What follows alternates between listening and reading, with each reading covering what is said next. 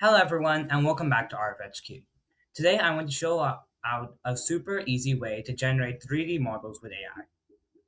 So as you can see here, I've generated this shoe print that I needed for a diorama using Google Gemini. All I did was tell it the idea I need, the shoe print, and then I told it to generate an STL.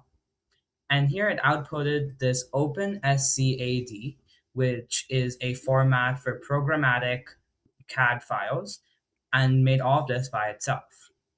Then I just went to the OpenSCAD cloud and pasted it in. And here you can see the generated STL it made. We can also change the shoe type from the options generated so we can get other options as well.